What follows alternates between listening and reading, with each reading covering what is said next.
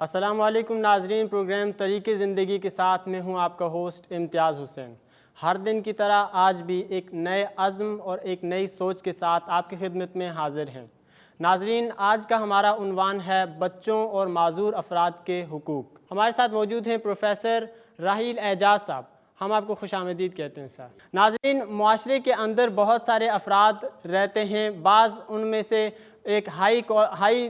Society کے ساتھ تعلق رکھتے ہیں، بعض ایسے ہوتے ہیں کہ وہ اپنی زندگی جینے میں دوسروں کے محتاج ہوتے ہیں۔ وہ افراد جو زندگی میں دوسروں کی مدد کرتے ہیں اور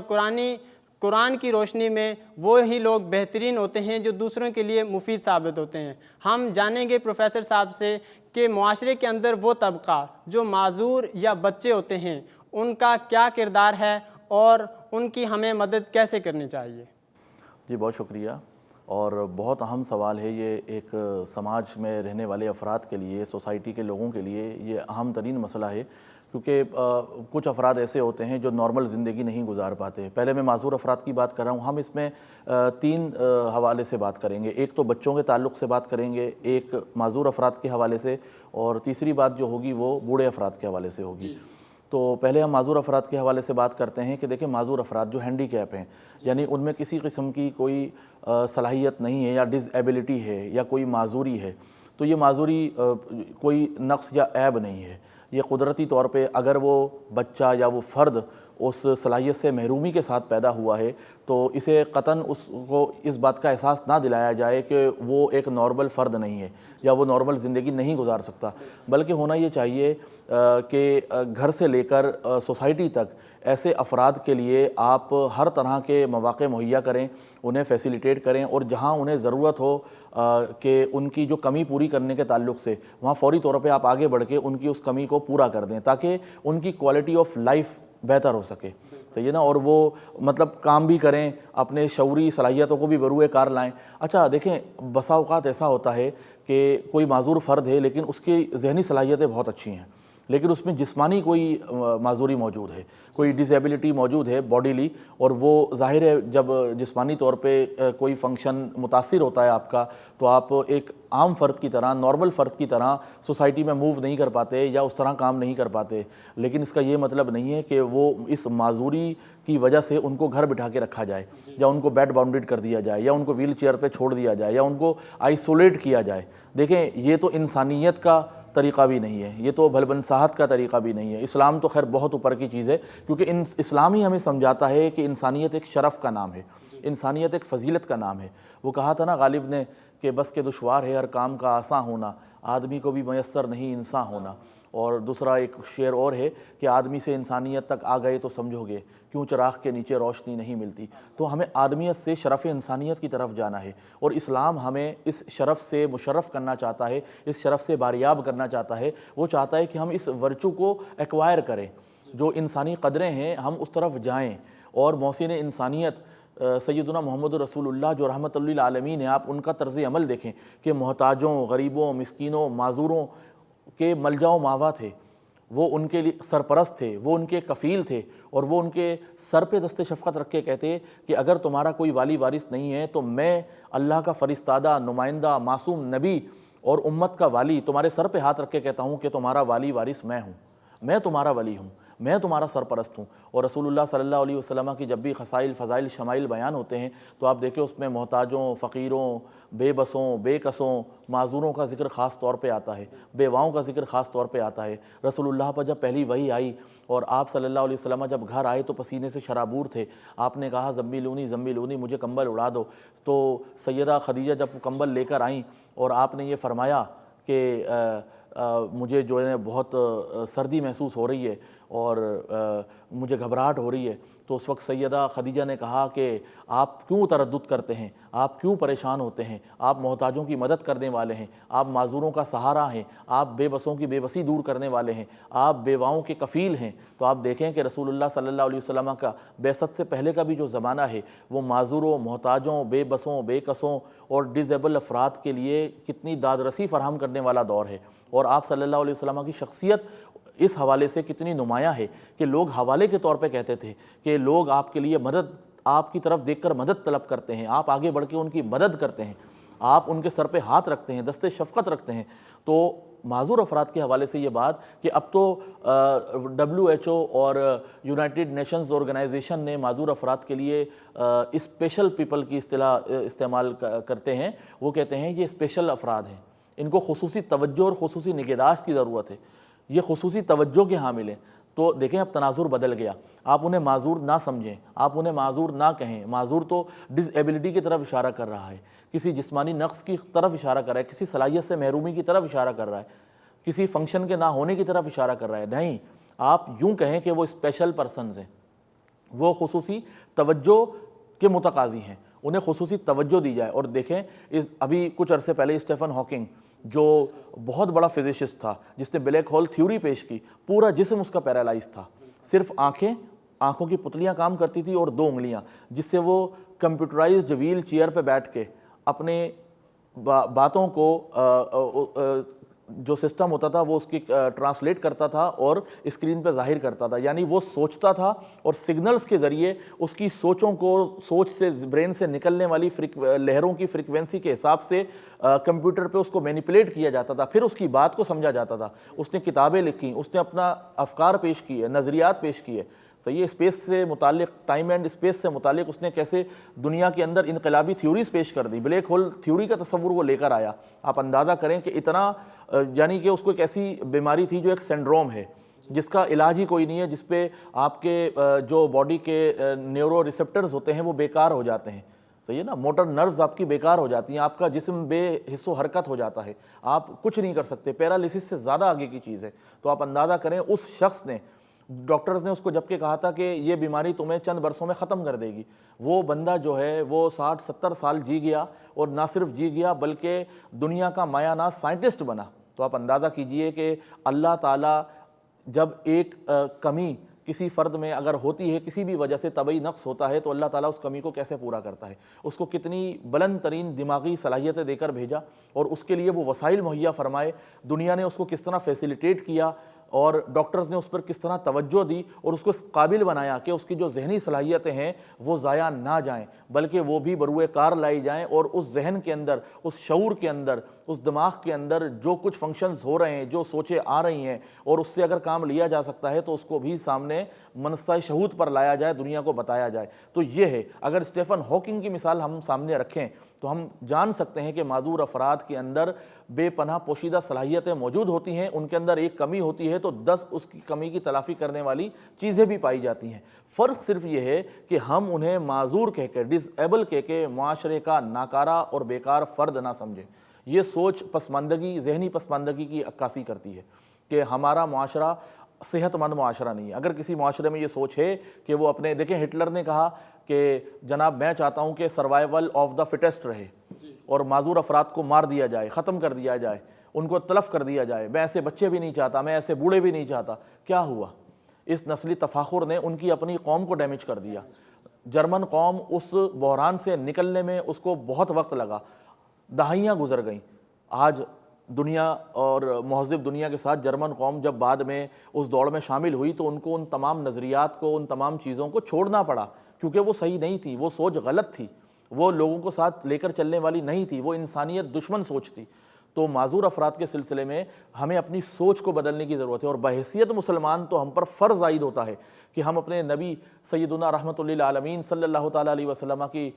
مثال سامنے رکھیں کہ آپ نے کیسے کیسے دست شفقت رکھتے ہوئے کیسے ان پہ کرم نوازیاں فرمائی. تو یہ وہ چیز ہے. اور جب ہم محتاجوں کی مدد کرتے ہیں, معذور افراد کی مدد کرتے ہیں, اور یہ معذور کی اصطلاح صرف میں سمجھانے کے لیے استعمال کر رہا ہوں, وہ ہینڈی کیپ ہیں, معذور ہیں, لیکن ہمیں ایسا ظاہر نہیں کرنا, ایسا بولنا نہیں ہے. ہمیں انہیں خصوصی افراد کہنا ہے, اور خصوصی توجہ کا حامل فرد سمجھنا ہے, اور خصوصی نگہداشت انہیں دینی ہے, فراہم کرنی ہے. اور جب ایسا ہوگا تو وہ بھی آپ کے ساتھ نارمل زندگی میں کوپ اپ کرنے کے قابل ہو جائیں گے. اور یہی اسلام کا مطمع نظر ہے, یہی سیدنا رحمۃ للعالمین صلی اللہ علیہ وسلم کی تعلیمات ہے, اور یہی اللہ کی منشا ہے. اور جب ہم ایسا کریں گے تو اللہ تعالیٰ قرآن میں فرماتا ہے وَأَقْرَضْتُمُ اللَّهَ قَرْضًا حَسَنًا, کہ گویا تم نے اللہ کو قرض حسن دے دیا. جب تم ایسا کرتے ہو تو تم اللہ کو قرض حسن دیتے ہو, تم اس کے بے بس مخلوق کی مدد کرتے ہو, بے محتاجوں کی مدد کرتے ہو, تم گویا اللہ کو قرض حسن دیتے ہو. اور جو اللہ کو قرض حسن دے تو اللہ اسے کس طرح لوٹائے گا, کیا اجر دے گا, کیا انعامات دے گا, یہ تو ہم سوچ بھی نہیں سکتے. माशाल्लाह बहुत खूबसूरत अंदाज में रहनुमाई फरमा रहे थे कि एक माशरे के अंदर बच्चे और माजूर अफराद जो हमारे माशरे का हिस्सा होते हैं उनको हमने किस तरह सपोर्ट करना है और किस तरह एक माशरे के लिए वो भी मुफीद साबित होते हैं। ये बात ज़रूर है कि उनको जिस्मानी अंदाज में या फ़िज़िकल हिसाब से कोई नक्स उनमें मौजूद होता है, कोई कमी होती है, लेकिन दूसरे पर्सपेक्टिव में अगर देखा जाए तो वो हमारे माशरे में वो किरदार अदा कर रहे होते हैं जो हमसे भी अदा नहीं हो पा रहा होता। अल्लाह तबारक व तआला ने उनसे उनकी एक सिफत, उनकी एक जो चीज़ है उनसे ले ली होती है, लेकिन उसके बदले में दूसरी कई चीज़ें उनकी मुतहर्रिक हो जाती हैं। वो ऐसे काम कर पाते हैं और माशरे में ऐसा किरदार अदा करते हैं जो हम भी नहीं अदा कर सकते। इसी हवाले से मज़ीद जानेंगे, सवालात भी करेंगे, लेकिन जहां वक्त हुआ है एक ब्रेक का, आप अपना फ़ीडबैक info@iqra.tv पर दे सकते हैं। हमारे साथ रहिए।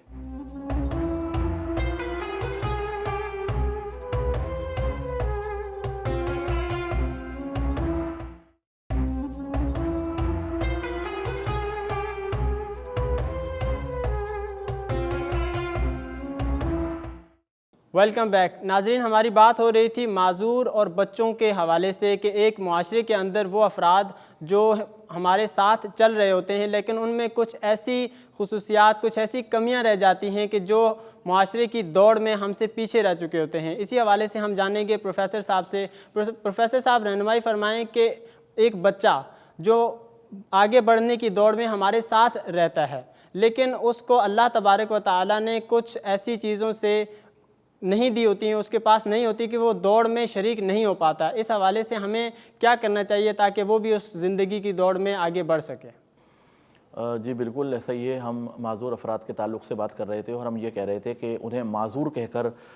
उनकी ना दिल आज़ारी की जाए, ना उन्हें माजूर कहा जाए और ना उनकी माजूरी को उज़्र बनाया जाए, बल्कि ये सोसाइटी का काम है, ये रियासत की ज़िम्मेदारी है, ये घरानों की ज़िम्मेदारी है कि जो ऐसे स्पेशल अफराद होते हैं उनको स्पेशल के तौर पे ट्रीट किया जाए, ठीक है ना, ताकि उनको भी उनकी माजूरी का एहसास ना हो बल्कि उसकी कमी कोताही की तलाफ़ी बहुत आसान तरीके से हो जाए, क्योंकि उनके अंदर दूसरी सलाहियतें मौजूद हैं और जब दूसरी सलाहियतें मौजूद हैं तो वो उसको अच्छे और बेहतर अंदाज में बरूए कार ला सकते हैं। और अब तो आप देखें कि सोसाइटी के अंदर मुख्तलिफ़ इंस्टीट्यूट्स, ऑर्गेनाइजेशंस और तालीमी इदारे इस हवाले से काम कर रहे होते हैं, उनको यकसा अपॉर्चुनिटीज़ फराहम कर रहे होते हैं ताकि वो भी अपने तालीमी कैरियर को आगे बढ़ा सकें, अपने प्रोफेशनल कैरियर को ज्वाइन कर सकें और एक नॉर्मल फ़र्द की तरह मुआशरे के अंदर जो एक अमूमी दौड़ होती है उसका हिस्सा बन सकें, उसमें शामिल हो सकें और कूप अप कर सकें अपने तमाम मामलात को, नॉर्मल ज़िंदगी के मामलात को। और यही इस्लाम का भी मकसद है, यही इस्लाम का भी मतमह नज़र है। बल्कि मैं एक हदीस शरीफ आपको सुनाऊँ कि रसूलुल्लाह सल्लल्लाहु अलैहि वसल्लम ने फरमाया कि तुम पर तुम्हारे कमज़ोरों और ज़ईफ़ों की वजह से रहम किया जाता है। तो देखें ये कमज़ोर और ज़ईफ़ हैं, इनमें कोई उज़्र है, माजूरी है, डिसेबिलिटी है या कोई इनका फ़ंक्शन मुतासिर है। एक तो ये बात, दूसरी बात ये कि जो तुम्हारे यहाँ कमज़ोर लोग हैं, इसके अलावा पिसे हुए तबक़ात भी उसमें मुराद होते हैं और बूढ़े लोग जो हैं, जो बूढ़े हो जाते हैं, ज़ाहिर है जब वो बूढ़े हो जाते हैं तो माशरा और घराने और कम्युनिटीज़ उन्हें भी इग्नोर करती हैं। वो एक गुना बेतवज्जही का शिकार होते हैं जिसकी वजह से उनके अंदर एहसास कमतरी, एहसास महरूमी जन्म लेता है और वो सप्रेस्ड और ओप्रेस्ड की फ़र्द की हैसियत से ज़िंदगी गुजारते हैं। और ज़ाहिर है ये चीज़ अच्छी नहीं है। ये चीज़ उनके जो मरने से पहले के जो ज़िंदगी है, जो चंद बरस होते हैं, उसको मुतासिर करती है, ख़राब कर देती है। तो चाहिए तो ये कि हम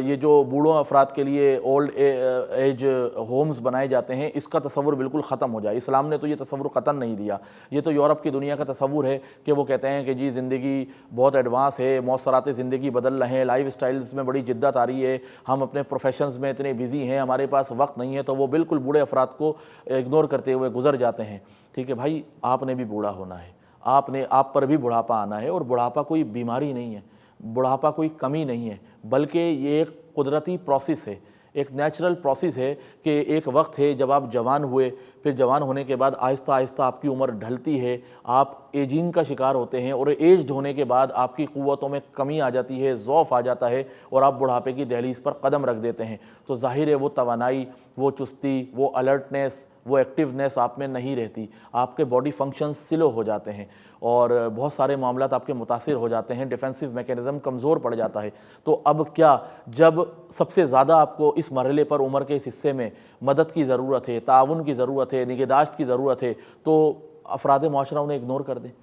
گھرانے انہیں اگنور کر دیں، کمیونٹیز اور لوکیلٹیز انہیں اگنور کر دیں، تو یہ کون سا طریقہ ہے؟ یہ کون سی انسانیت ہے؟ یہ کون سی ہیومینیٹیرین گراؤنڈ پہ ویلیوز ہیں جو فالو کی جا رہی ہیں؟ تو اس کا یہ مطلب ہے کہ یہ انسانیت کا وہ ڈارک کارنر ہے کہ جس کو ہم عام حالات میں فیس نہیں کرتے اور شاید فیس کرنا بھی نہیں چاہتے۔ اسی وجہ سے ایسے ادارے وجود میں آ گئے کہ جی بوڑھے افراد کو وہاں بھرتی کر دیا جائے اور وہاں پہ جناب اسٹاف ہوگا، وہ پیڈ ورکر ہوں گے، وہ ان کا خیال رکھیں گے۔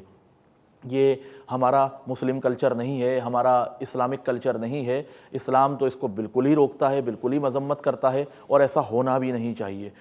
دوسری بات یہ کہ بچے، جہاں تک بچوں کی بات ہے تو بچوں کے حوالے سے تو بہت زیادہ ذمہ داری ہم پہ عائد ہوتی ہے، کیونکہ بچے ہمارا مستقبل ہیں، بچے قوم کے معمار ہیں۔ انہوں نے جا کر آپ کی پوری قوم کی، پوری تہذیب کی نمائندگی کرنی ہے، سنبھالنا ہے اور لیڈنگ رول میں آنا ہے۔ تو یہ بچپن کا جو زمانہ ہے، یہ گھر سے لے کر محلے سے لے کر کمیونٹی سے لے کر پوری سوسائٹی کو انوالو کرتا ہے، اور سب کو چاہیے کہ بچوں کے حوالے سے تربیت کا خوبصورت ماحول فراہم کریں، جس میں ان کی نشو و نما اچھی ہو، ان کی ذہنی نشو و نما ہو، ان کی جسمانی نشو و نما ہو۔ اب اس میں ان کی ذہنی تربیت کے معاملات بھی ہوں، اخلاقی تربیت کے معاملات بھی ہوں، اور ان کی ورزش اور کھیل کے معاملات بھی ہوں، تاکہ وہ باڈیلی فٹ رہیں اور پھلیں پھولیں۔ اور دوسری بات یہ کہ ان کو جبر کے ماحول میں نہ رکھا جائے، بچوں کو سوچنے کی آزادی دیں، اور جو کچھ وہ سوچیں، اور جب وہ آپ سے اپنی سوچیں شیئر کریں تو آپ اسے سنیں، ان کو توجہ دیں، ان کی پوری بات سنیں۔ پھر انہیں اگر آپ کہیں محسوس کرتے ہیں کہ یہ بات مناسب نہیں ہے، یوں نہیں، یوں ہونا چاہیے، تو بہت غیر محسوس طریقے سے ان کو توجہ دیتے ہوئے، ان کی بات کو اہمیت دیتے ہوئے آپ ریکٹیفائی کریں، اور انہیں پھر بتائیں کہ ایسے نہیں، ایسے ہونا چاہیے، تاکہ ان کی سوچ کا جو زاویہ ہے وہ بھی درست سمت کی طرف مڑ جائے۔ تو یہ عمومی طور پہ پوری سوسائٹی پہ یہ ذمہ داری عائد ہوتی ہے، اور بدقسمتی کے ساتھ معاشرہ اس میں بڑی بڑی غفلتیں برتتا ہے۔ ہم بچوں کی نفسیات کو ڈیمیج کرنے کی طرف چلے جاتے ہیں، کیونکہ ہم بڑے ہوتے ہیں، ہم بڑے ہونے کے ناطے ظاہر ہے کوئی بات ایسی ہوتی ہے یا زیادہ سوال پوچھ لیے تو ہم جو ہے وہ بچوں کو یہ آزادی نہیں دیتے، ہم ان پہ قدغن لگاتے ہیں، ہم انہیں بین کرتے ہیں، ہم انہیں روکتے ہیں، قدم قدم پہ بیریئر کھڑے کرتے ہیں۔ تو بھائی ایک آزاد فرد اگر وہ آزادی کے تصور کے ساتھ سوچتا ہے، بچپن سے ہی اس کی سوچ پنپنا شروع ہوتی ہے، تو اس کی ٹینڈنسی کچھ اور ہوگی، اور وہ بچہ جس کو آپ قدم قدم پہ روکیں، ڈانٹیں، اور ڈوز کے بجائے ڈونٹس پر آ جائیں کہ یہ نہیں کرنا، ایسا نہیں کرنا، یہاں نہیں بیٹھنا، یہ نہیں کھانا، تو اور یہ ہمارے معاشرے کا سب سے بڑا المیہ ہے کہ جب بھی ہم بچے کو کچھ چیز سمجھانے کی کوشش کر رہے تو ہم اس کو پہلا لفظ یہ کہتے ہیں، بیٹا یہ نہیں کرنا، یہ نہیں کرنا۔ اس حوالے سے بھی رہنمائی فرمائی، کیونکہ انسانی فطرت ہے کہ انسان وہ ایسی چیزیں جب اس کو نیگیٹو میں بولا جائے تو اس طرف زیادہ متوجہ ہوتا ہے، وہ اسی طرف جانے کی کوشش کرتا ہے کہ اس سے منع کیا ہے، ذرا دیکھو اس کے اندر ہے کیا، ذرا یہ کر کے تو دیکھو۔ تو بچوں کی تربیت کے حوالے سے کہ جب ہم ان سے کچھ سکھا رہے ہوتے ہیں، انہیں کچھ بتا رہے ہوتے ہیں، تو اس انداز کی طرف ہم نہ آئیں کہ آپ نے یہ نہیں کرنا، بلکہ کون سا انداز اپنایا جائے، اس حوالے سے بھی ذرا رہنمائی۔ بالکل ایسی ہی بات ہے کہ اگر آپ انہیں قدم قدم پہ روکیں گے، پابندی لگائیں گے اور ڈونٹس کے تکرار شروع کر دیں گے، یہ نہیں کرنا، یہ نہیں کھانا، یہاں نہیں بیٹھنا، یہ نہیں پوچھنا، یہ نہیں سوچنا، تو دیکھیں یہ تو ویسے ہی آپ ایک فطری پروسیس جو بچے کی نشو و نما کا چل رہا ہے، آپ اس کو بریک کر رہے ہیں، اور خلاف فطرت کوئی بھی کام ہو اس میں فائدہ نہیں ہے، ٹھیک ہے نا۔ آپ بچے کی نفسیات کو ڈیمیج کر دیتے ہیں، یہاں پہ ڈسٹارٹ کر دیتے ہیں، لیکن ہوتا کیا ہے، آپ جس چیز پہ، یہ تو انسانی فطرت ہے، صرف بچے کے ساتھ خاص نہیں ہے، میں آپ کو بھی کسی بات سے روکوں گا تو آپ میں سینس آف انکوائری بڑھ جائے گا، کیوریوسٹی بڑھ جائے گی کہ جی مجھ میں تجسس پیدا ہو گیا، میں کر کے دیکھوں کہ ہے کیا، اس کا نتیجہ کیا ہے۔ تو بچوں میں تو یہ زیادہ ہوتی ہے، بچہ تو بہت کیوریس ہوتا ہے، وہ تو جاننا چاہے گا کہ اب کیا کرنا ہے، تو وہ وہی کرے گا جس سے آپ روک رہے ہیں۔ تو اب آپ نے اگر بچے کو روکنا بھی ہے تو آپ نے منع کرتے ہوئے نہیں روکنا، بلکہ آپ نے اس کے ایڈوانٹیجز اور ڈس ایڈوانٹیجز بچے کی نفسیات اور اس کی ذہنی سطح کو مد نظر رکھتے ہوئے سمجھانے ہیں۔ ماشاءاللہ بہت خوبصورت۔ بچوں اور معذور افراد کے ساتھ کیا طرز عمل اپنانا چاہیے، انہی حوالے سے سوالات کا سلسلہ جاری رہے گا، اور یہاں وقت ہوا ہے ایک بریک کا۔ آپ اپنا فیڈ بیک ہمارے ساتھ info@iqra.tv پر دے سکتے ہیں، ہمارے ساتھ رہیے۔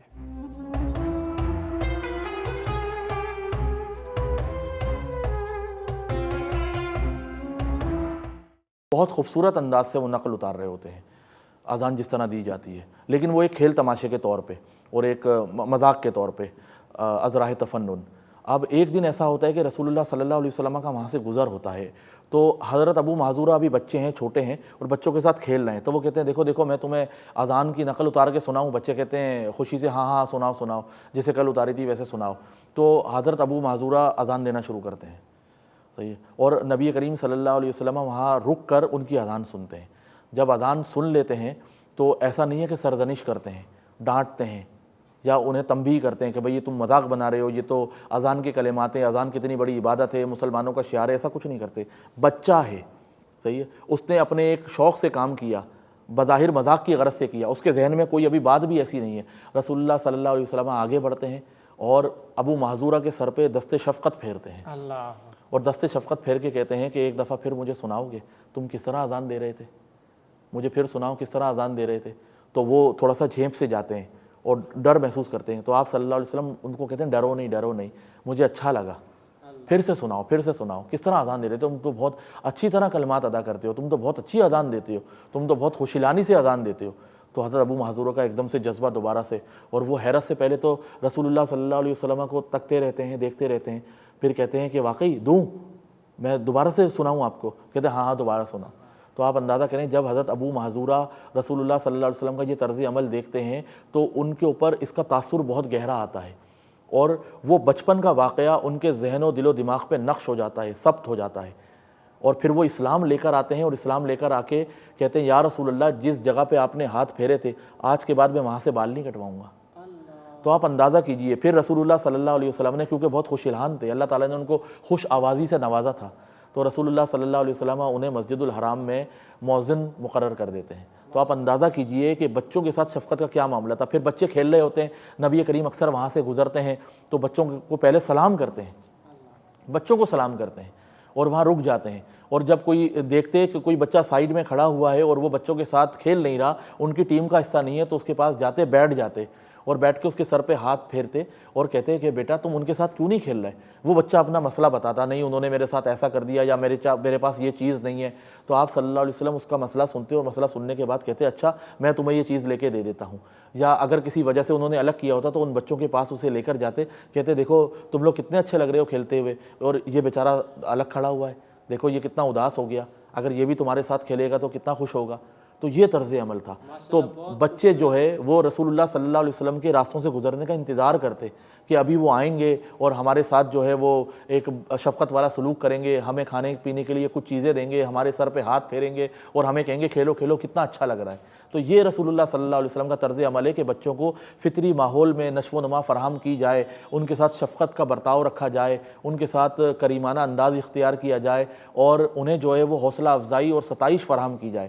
ماشاءاللہ بہت خوبصورت انداز میں پروفیسر صاحب نے ہماری رہنمائی فرمائی کہ نبی کریم صلی اللہ علیہ وسلم معاشرے میں بچوں اور معذور افراد کے ساتھ کس طرح پیش آتے تھے۔ ناظرین، آج کا پروگرام اختتام ہوا چاہتا ہے، ہم انشاءاللہ کل آپ کے ساتھ دوبارہ ایک نئے عنوان کے ساتھ حاضر ہوں گے۔ آپ اپنا فیڈ بیک ہمارے ساتھ شیئر کر سکتے ہیں info@iqra.tv پر۔ ہمیں اجازت دیجیے، اللہ حافظ۔